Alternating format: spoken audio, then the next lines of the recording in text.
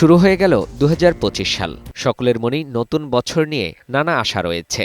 বিদায়ী বছরে আন্দোলন সংগ্রাম আর বহু মানুষের জীবনের বিনিময়ে ফ্যাসিস্ট সরকার দেশ ছেড়ে পালাতে বাধ্য হয়। অভ্যুত্থানের পরও নানা ষড়যন্ত্রের মধ্য দিয়ে যাচ্ছে দেশ। বহু মানুষই নতুন বছর কেমন কাটবে সেটি আগে থেকেই জেনে রাখতে চান। এক্ষেত্রে সামগ্রিকভাবে নতুন বছর কেমন কাটতে চলেছে বাংলাদেশ তা জানালো জ্যোতিষশাস্ত্রবিদরা। বলেন, সামনের দিনগুলোতে দেশের মানুষ সামাজিক অর্থনৈতিক অগ্রগতির দিকে যাবে, যা অব্যাহত থাকবে। 15 নভেম্বর পর শনি গ্রহটা ডাইরেক্ট হয়েছে, সবকিছু আস্তে আস্তে একটু স্থিতিশীলতার মধ্যে আসলো। এপ্রিল মাসে এই শনি গ্রহ যখন কুম্ভ রাশি ছেড়ে মীন রাশিতে যাবে, সে সময় থেকে দেশ প্রগতির পথে এগিয়ে যেতে পারে।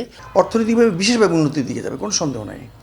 বিদেশের জনসংখ্যা রপ্তানির ব্যাপারেও অগ্রগতি ঘটবে। বৃহস্পতি এবং মঙ্গলের যে অবস্থান, তাতে এর দুর্বৃত্তপনারও কমে যাবে ধীরে ধীরে। রাজনৈতিক অস্থিতিশীলতা কাটিয়ে আইনশৃঙ্খলা পরিস্থিতির উন্নতি ও জাতীয় নির্বাচনমুখী হবে সকল রাজনৈতিক দল। আইনশৃঙ্খলা পরিস্থিতি আমি বিশ্বাস করি মে মাসের পরে যথেষ্ট নর্মাল পর্যায়ে আসবে। ভোট আমি বিশ্বাস করি এই বছরই হয়ে যাবে। যদি কোনো কারণে এই বছর অতিক্রম করে, তাহলে ভোটটা ফেয়ার হবে। রাজনৈতিক, অর্থনৈতিক ও আইনশৃঙ্খলা পরিস্থিতির উন্নতির যে বার্তা জ্যোতিষবিদরা দিয়েছে তা যেন বাস্তবে রূপ নেয়। দেশে আর যেন ২৪ সালের অস্থির পরিস্থিতিতে ফিরে না আসে। উন্নতি ও সমৃদ্ধির দিকে এগিয়ে যাবে বাংলাদেশ, এই প্রত্যাশা দেশের মানুষের। ফাহিম মুনাইম, বৈশাখী সংবাদ, ঢাকা।